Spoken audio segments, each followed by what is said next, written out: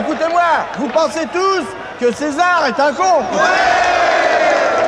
Vous pensez que le consul et son conseiller sont des cons. Que les émirs, la police et l'armée sont des cons. Et vous pensez qu'ils vous prennent pour des cons. Et vous avez raison.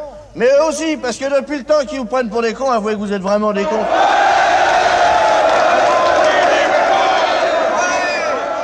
Il avait 20 ans d'avance, ce Coluche, il vous a tout annoncé. Que les courses, la vie, c'est pareil. Bon, on se retrouve à Copenhague, c'est ici qu'elle s'est déroulée la finale de l'UET Master Series. Écoutez, on est dans le quartier de Niavn, c'est là qu'on a décidé de crécher. Regardez comme c'est mignon. On se croirait un petit peu à Amsterdam avec des canaux, regardez, c'est magnifique. Ah, on a passé du bon temps, en plus on a été gâtés, on n'a pas eu trop de pluie. Et on se laisse glisser sur l'eau parce que la vie est belle, la vie est douce sur Radio Turf, qu'est-ce que vous en pensez ?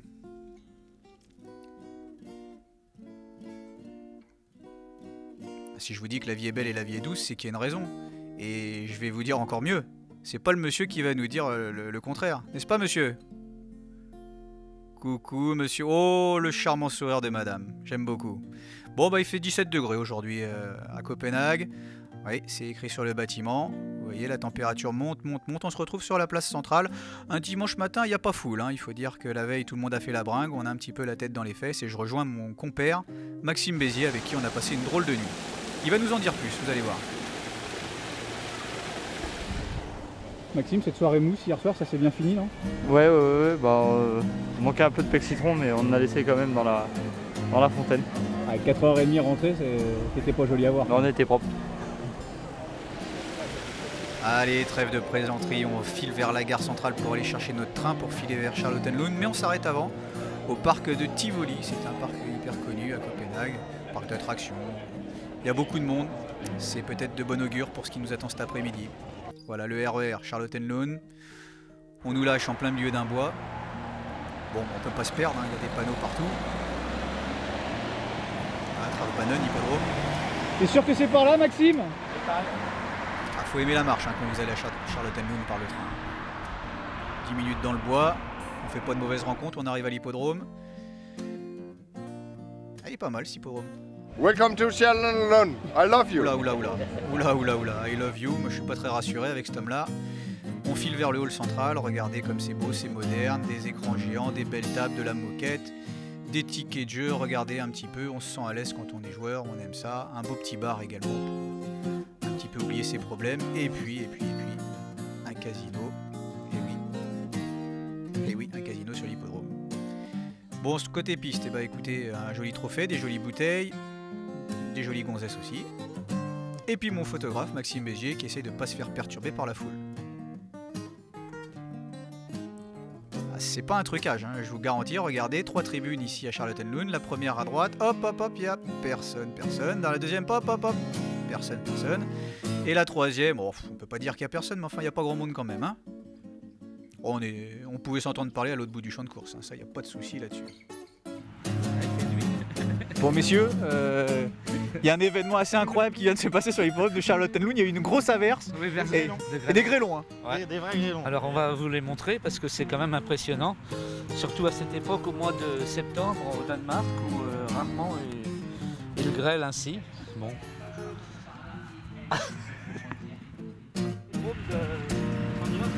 Il y a Ulan Duval les gars, Ulan Duval. Il a pas pris un petit peu de poids Cédric Mégissier?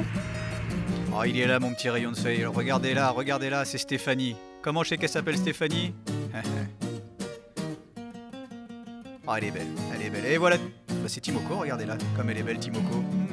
Ce petit sourire. Bon, ici sur l'hippodrome, on a mis des guichets à l'extérieur, c'est assez intelligent. On permet de voir les canters, regardez ce propriétaire également, regardez le plaisir qu'on lui fait, regardez. Est-ce qu'un jour à Vincennes on va avoir la même chose? Pas sûr. Regardez comme ils sont mis en valeur ces propriétaires. Il est heureux ce propriétaire. Regardez-le, il voit la caméra en plus. Il est comme un fou. Il a retrouvé ses 20 ans. Il est heureux. Il est acclamé par la foule en délire. C'est ça Copenhague, c'est la magie des courses. Bonjour la France. Now it's Trotting Master Final at A2 Turf. Bien mes deux petites hôtesses, non? Bonjour la France. And now it's Trotting Masters final at A2 Turf. Moi c'est Monsieur Trois Coups, on y va les filles, on commence. Bonjour la France. And now it's Trotting Masters final at A2 Turf. Allez, on arrête de déconner, on file vers la piste, plutôt vers les écuries. Jan Offenberg, le copropriétaire de Timoko qui rencontre Björn Goop avant la course. Il revient de loin, Jan Offenberg, il a eu une petite maladie. Il se refait la cerise en ce moment, on est content pour lui, on espère que son cheval va bien courir. Regardez-le, il est frais ce Yann, il est frais. Comme tous les Yann, il est frais. Et que dire de Timoko, regardez-le. Il est bien souple, il est parfait, il est acclamé par la foule en délire.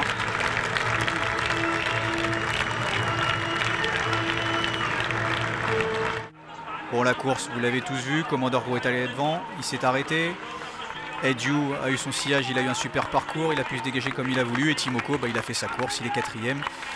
Il n'a pas eu ses appuis selon Björn Goop sur une piste un petit peu humide. C'est la vie des courses. Edju, écoutez, c'est un beau gagnant. Il avait gagné le Hugo Bergs Memorial sur le tapis vert aux dépens d'un mec des Ripré. Bon, là, ce coup-là, il gagne par la force du jarret. Regardez-le, Torbjörn Johansson, le driver. Hop, il va jeter sa cravache. Voilà, c'est fait. Un bouquet de fleurs, une femme. Hop, hop, hop. Et non, ça sera un homme. Et oui, que voulez-vous, il y a beaucoup plus d'hommes que de femmes au Danemark. Et surtout sur un hippodrome. Pas de peau. Bon, il se compense. Mes deux petites hôtesses sont à ses côtés. Ah, il est heureux, Torbjörn, il est heureux. Qu'est-ce que tu fais? Ah, une petite bouteille de champagne, Torbjörn. Voilà. Allez, on se fait plaisir. C'est ça aussi les courses. Elle est belle, ma petite hôtesse aussi. Allez, santé. Une petite bague va arriver. Attention, attention, attention.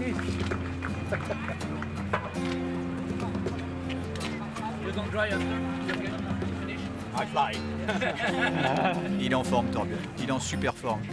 Allez, photo avec Kratzer et Chartier qui préside l'UET. Bon, écoutez, que dire? Ah, ils aiment la lumière, ils approchent pas trop le cheval, ils savent pas trop à quoi ça ressemble un cheval. C'est peut-être la première fois de leur vie qu'ils en voient un. Heureusement, Torbjörn Johansson, lui, relève le niveau. Regardez-le, Torbjörn, il est content. Et regardez ce photographe, l'idée géniale qu'il a. Écoutez la blague. Et oui, c'est un selfie, bravo, un selfie par répercussion, Fabrice. Fabrice Tay, Paris Turf. Toujours au contact des professionnels pour avoir les meilleures infos. Voilà, Torbjörn, regardez. Oh, Torbjörn, dis donc, si tu rentres comme ça, ta femme, elle va te griller. Fais attention, Torbjörn, tiens, ton copain, il est en train de te le dire. Fais attention, il te serre la main. Hop, hop. Non, Torbjörn. Repasse au vestiaire. Maxime Bézier derrière, tiens, Maxime, qu'est-ce que tu fais? Il fait le reporter, Maxime, hein. Je l'ai bien vu. C'est mon nouvel employé. Regardez-le, il est au cœur de l'action. A2 Turf. Voilà.